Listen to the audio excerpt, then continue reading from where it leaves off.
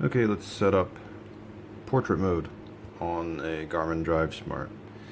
This is for the newer models. It's a little more involved compared to the older models, but once you get it set up, it's pretty nice. I think it is the best way to set up one of these style. Well, first of all, go to settings and then to display, change orientation to portrait, and save.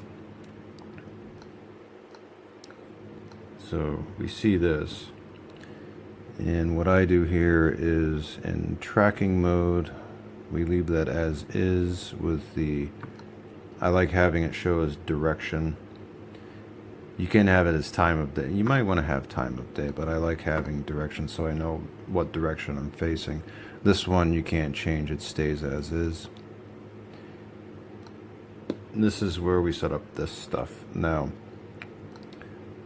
you hit the wrench and then you go to the little gear icon. I'm just going to disable all these for the moment. To make this as easy as possible so you have the least taps, as in least touches necessary, stop, change route. I don't use turns here because I find it steals too much screen space, so I leave the disabled. Trip data and maybe traffic, but I'll leave that disabled. So I have just 3. So when I tap this, I just have 3 options. Now what I like to do is that I will move these around. The ones that are grayed out are not visible, or correction, not movable until you actually start a route. But what you can do here is if you press and hold, you can adjust these.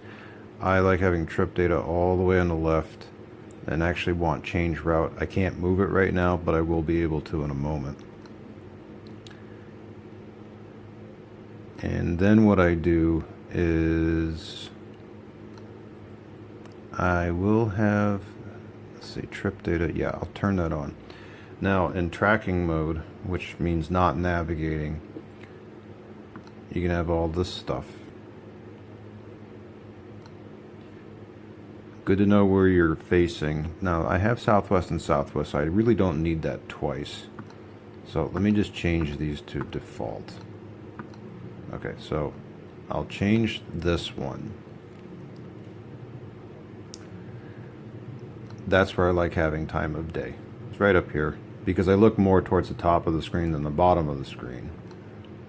And for the next one, honestly, I almost wish I could leave them blank, but I gotta put something there.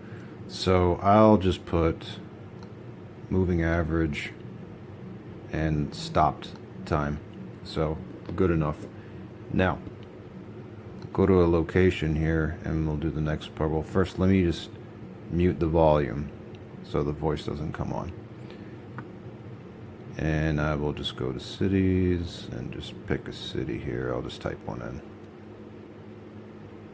Yeah, start a route.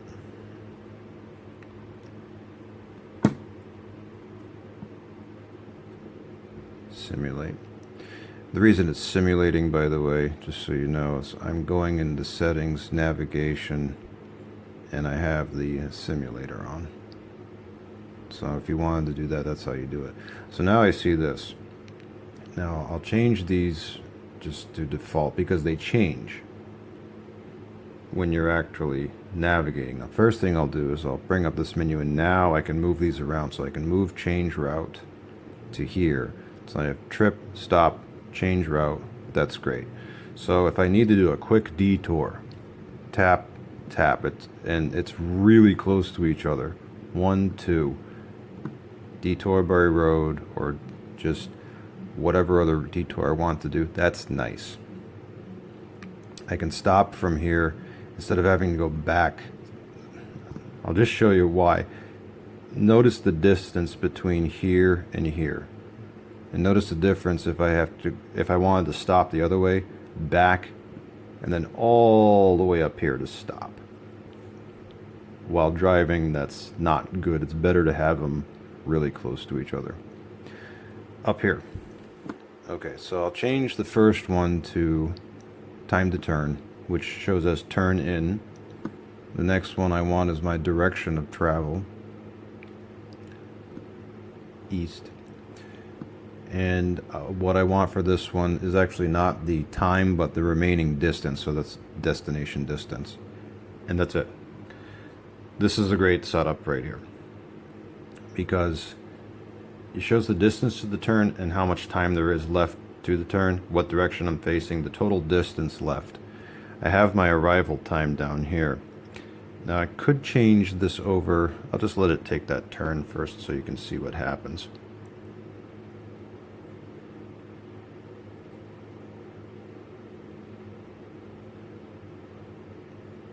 Yeah, and there's the next turn, the time to turn, the direction. Now I could change this one to, instead of arrival time, the arrive in. So it gives me the total time remaining until I arrive at the destination, 2 hours, 2 minutes. I prefer it to have it as the arrival time. This, for me anyway, I think this is an ideal setup, because you've got all the information you want to know. It's almost like the map almost doesn't matter with this setup. Of course it does, but anyway. Now this one does have turns, but see, I'm going to show you what happens when you have turns on. That really your map gets tiny, and you really steals a lot of screen space. So that's why I don't use it in the portrait view, in this vertical view here. Oops, sorry. So this setup, I think it's the best of the lot when you want to have portrait view with all the information you need, and you can get to things in the fastest possible way with the least amount of hand finger travel. So I consider that important.